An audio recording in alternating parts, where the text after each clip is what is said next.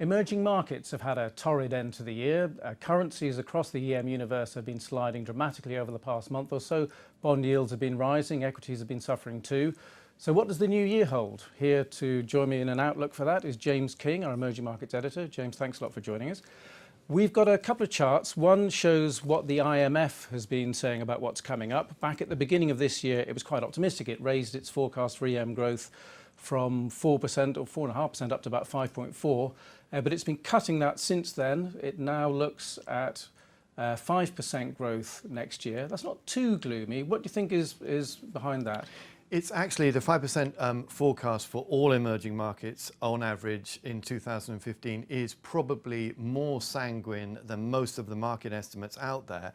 I had the opportunity in the US to talk to some IMF economists, and they were saying that although the outlook is relatively gloomy, there are mitigating factors. So, for example, the United States Federal Reserve could well tighten monetary policy next year, which would probably have a negative impact on emerging markets. But that's not the only thing happening. Japan is maintaining a very loose monetary policy, and the European Central Bank is also looking as if it's moving in a more accommodative direction.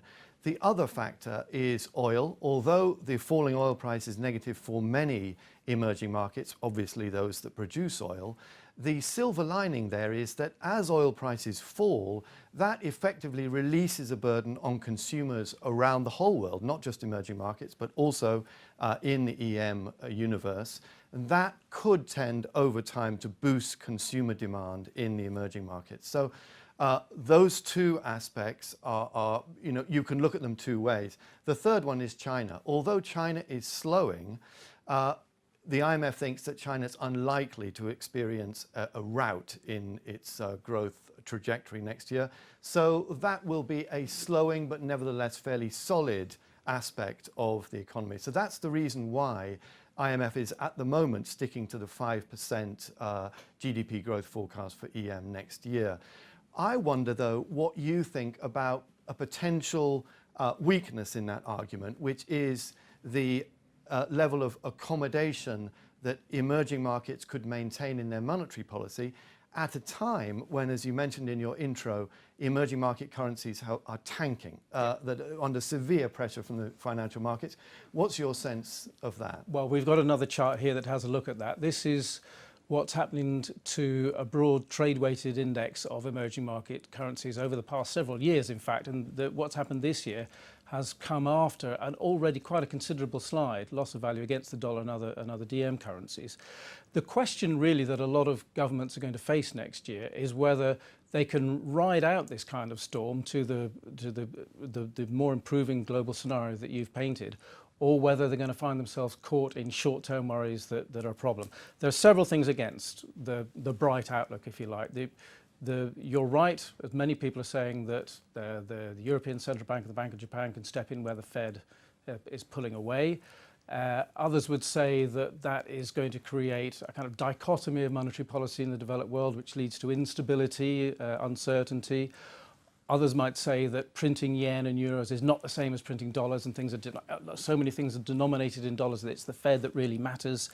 And you've got all kinds of localized risks around the world. You see what's happening in Russia and Ukraine. You've got countries that are not going through that kind of instability but still don't seem to be able to get growth going. I'm thinking of Brazil, for example. And those countries are really getting to a stage now where people are thinking, that's looking really bad, we don't want to go there too. That could drive policymakers to get things back into shape, but it also means that you've got some places where it's very hard to see how people are going to recover more quickly. Now, one thing that all those governments are going to be looking at, one of the big factors behind this, China, which is not just an emerging market itself, it's a massively determining factor for a lot of emerging markets.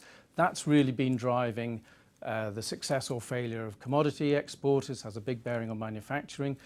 How much of that growth that the IMF is expecting, how much of that is down to China? How skewed is the whole EM picture? A big part of it is about China, and that is a cause for concern. it looks like the Chinese economy is going to grow at about 7% in the fourth quarter of this year. That's down from 7.3% in the third quarter. And big parts of the Chinese economy are slowing. Fixed asset investment is slowing, so is industrial production.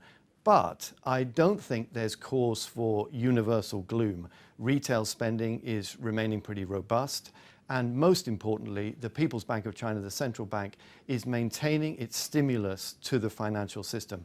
That shows that the Chinese government does not want to see an economic rout next year. Okay, James, thanks very much. So lots of eyes will be on China and plenty more on the EM world as a whole. It's looking quite gloomy. There are some hopes for recovery, but we'll be keeping a close watch here on FT.com and at our emerging markets blog, Beyond BRICS.